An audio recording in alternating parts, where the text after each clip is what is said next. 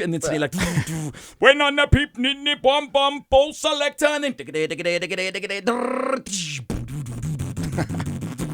and then,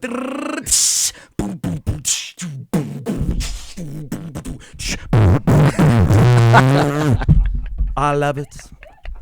I love it.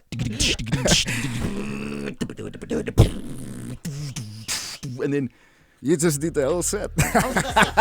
Yeah, that's actually my wife watches me. She thinks, oh, okay. You know that's exactly what it sounds like. I can't do no small talk, no small talk. I'm not with the small talk. Can't be with the small talk. We do it live. Yes. We do it live. Are we rolling? Are we live? Nearly there. Closing. Do it live.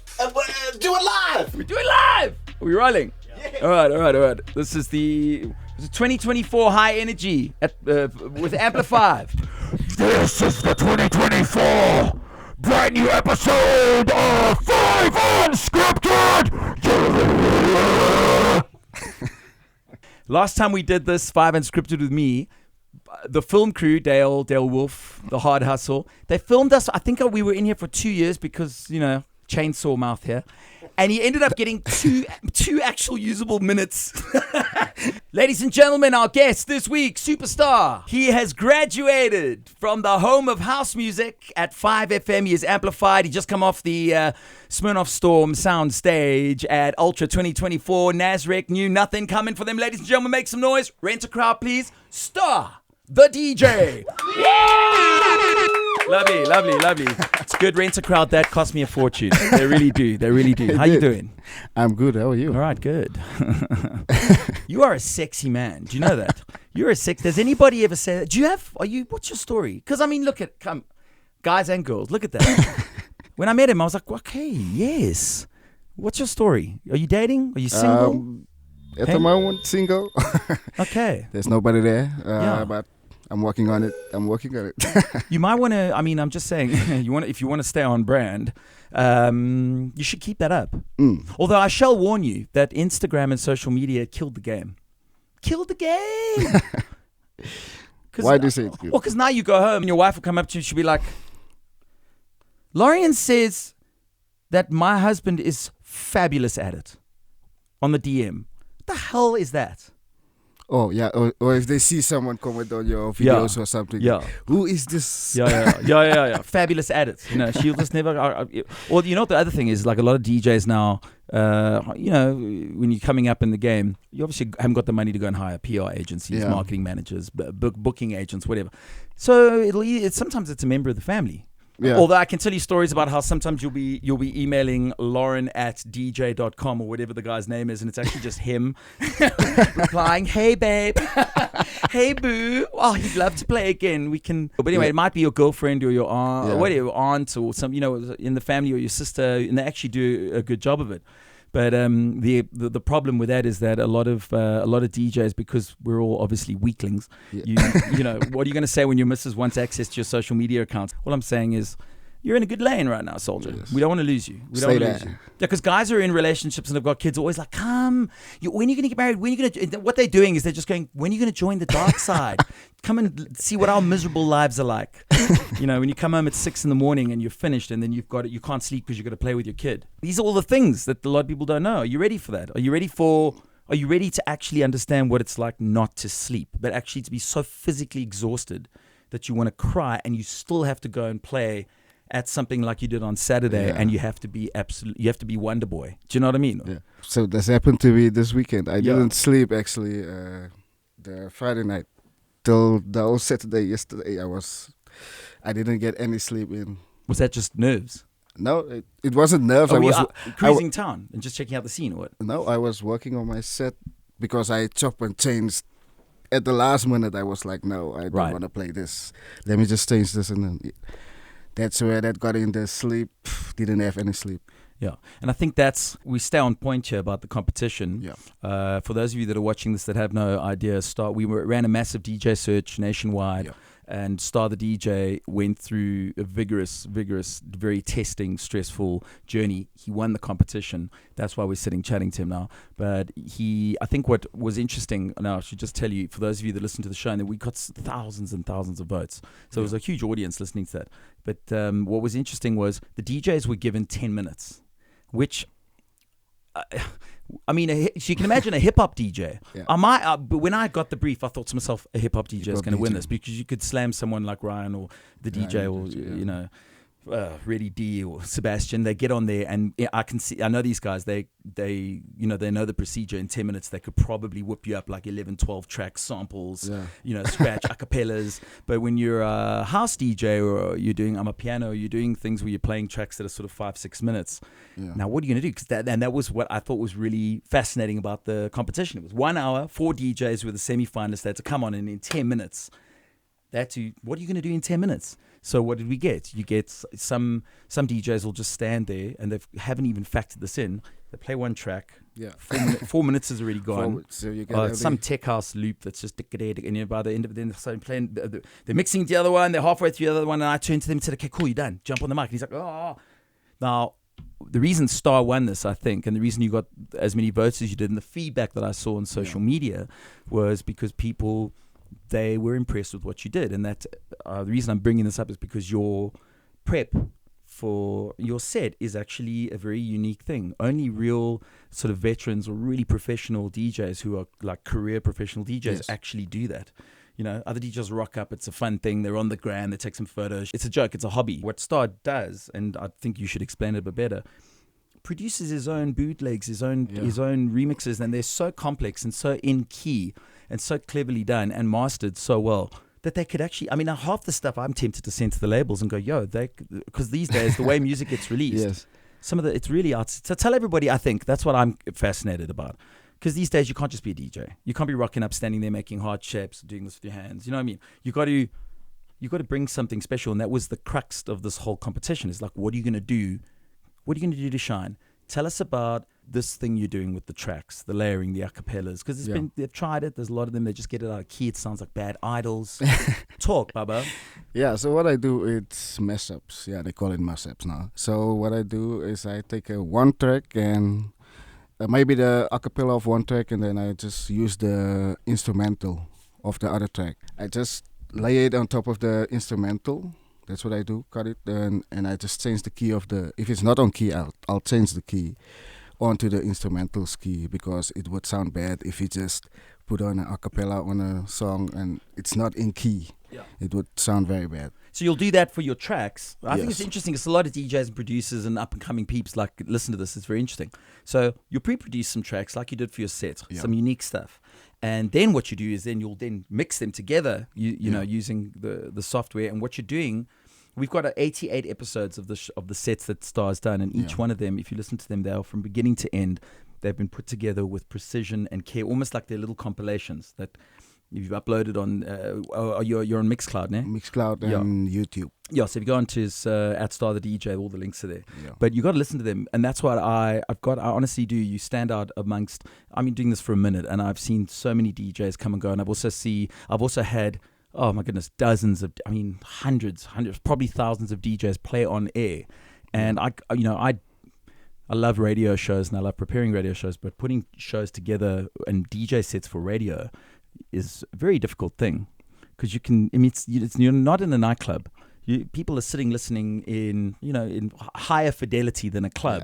They can hear everything, and it's ultimately 5, for example, we're still like a colorful, predominantly top 40, current cutting edge radio station. So you can't start playing techno loops and nonsense for 30 minutes. So Star comes on and you actually really go on a trip and a journey. And are you musically like, do you have a musical background, musical family? Because like, for example, you were talking about keys. I know DJs who don't even know what I'm talking about. They don't understand chords or keys, or if something is in key or out key, what auto-tune is. Are you musical? Tell me about your... Yes, I'm musical. My family, it started with my mom and my dad. They introduced us to music because we grew up in church. That's how it started. My father is like... he's a crazy guy. Is he a No. rabbi?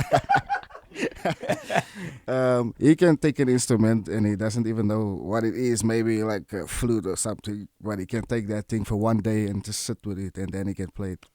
He can play like multi-instruments, so, and that's all self-taught. He didn't go to this music school or something to learn to play these instruments, but he just do it himself. So that's how it started. It all came from them. So did you grow up watching your dad passionate about music and collecting music, and do you think that triggered something like, yes, that's cool? That's cool. Yeah, that's how it started. I saw him play the keyboards or guitar. That's how I started, and now I'm also playing guitar. Really? Yeah. That's incredible. That's I right. went to Stellenbosch University. I went there for a year. I played classical guitar there for a year, studied. But then I dropped out. And then I got into DJing.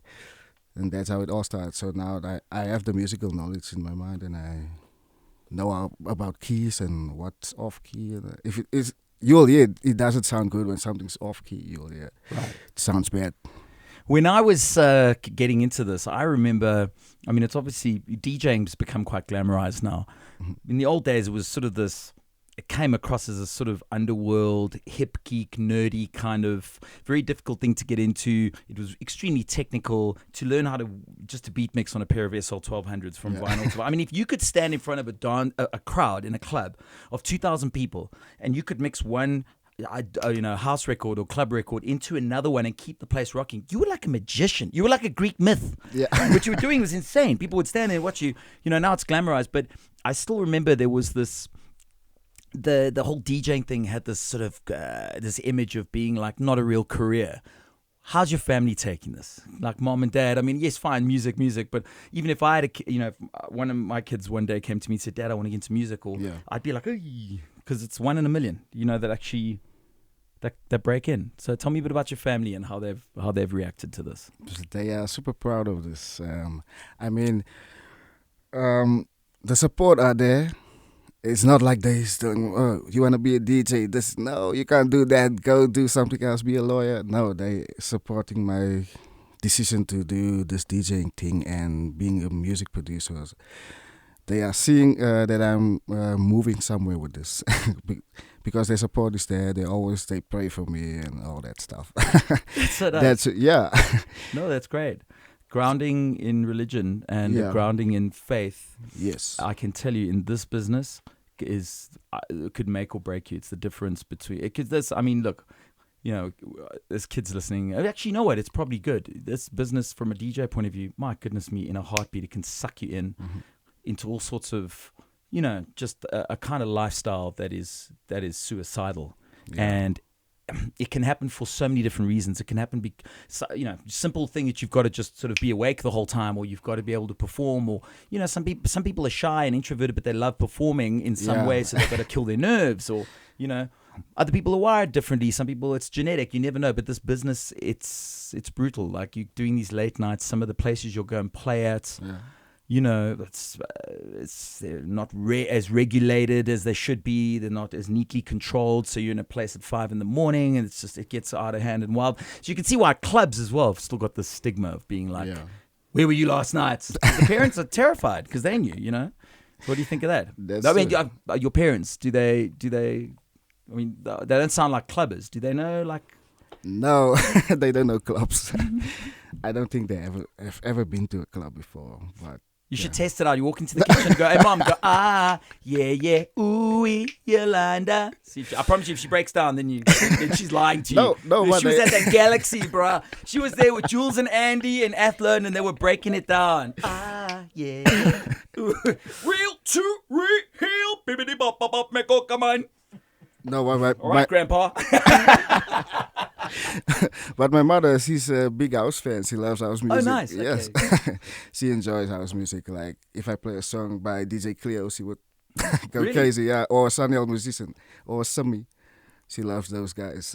So you won this, back to the competition. You won this competition. It was, I thought it was refreshing, and it got me excited again, because I remember, like, remember what it was. The stress and just the whole thing is so foreign and almost like you're Alice in Wonderland down the rabbit hole. But you won the competition, and so aside from your the position that's guaranteed at Bridges for Music, which is nothing. I mean, one of the most respected, music academies in the country. You can go check them out, of course, online.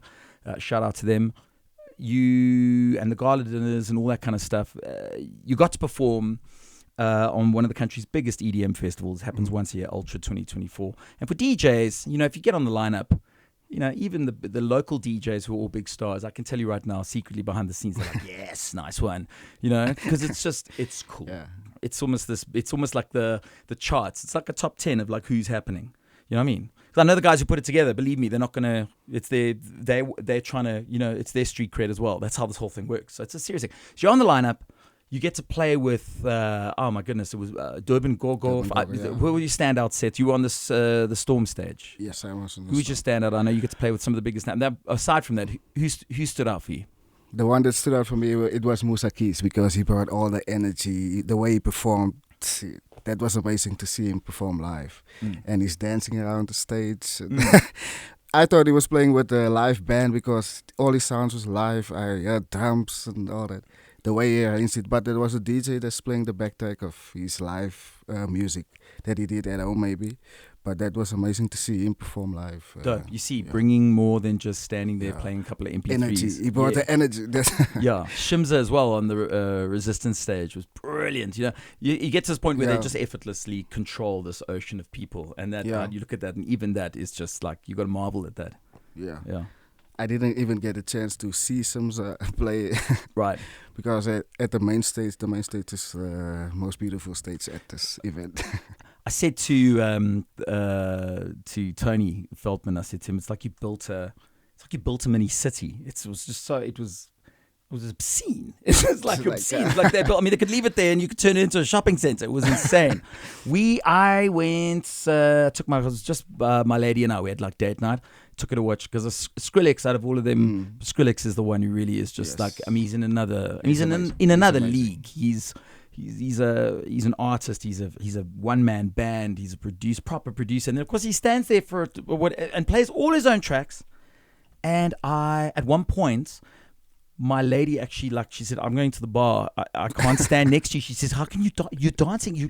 Do you know, people recognize you at this thing. You can't dance like this. It was amazing. And what that music is amazing. What's it, 140, 150 BPM. Yeah. It's bass music. So it's dubstep, trap, and then you can blend it into, 21 Savage, Travis Scott. You've got these hip-hops, and I just love it because it's this colorful melting pot of energy, and then it's sort of like, and then suddenly like, when on the peep nini bum bum bowl selector, and then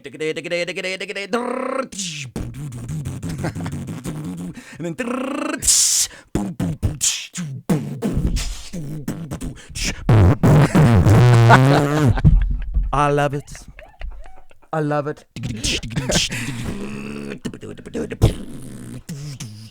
And then you just did the whole set. Yeah, that's actually my wife watches me. She thinks, oh, okay. That's exactly what it sounds like. The thing is now, I suppose, where to next for you? Because, it's a business now. So there's all this other stuff that's just so overlooked by artists because they get all wrapped up in the glamour of it, and it looks extremely exciting and glamorous, and these guys all look like they're driving around in fancy cars, which it's all posed and staged or whatever, but behind the scenes, making money or not, it's seriously hard work, especially now when you're trying to stand out amongst consumers that are trying to stand out. I mean, consumers essentially are brands now. Really, just this mess, noise. Go to this party, buy this shirt. These are the new sneakers. This is what Trump did. Now you're trying to tell people to go to a party, which they saw the Friday night one on the gram already. Do you know what I'm saying? It's like this mess. So, it's not just a one-man thing anymore. It's teams of people. It's social media people that have got to back you. You've got to have standout designs, flyers, digital. Yeah.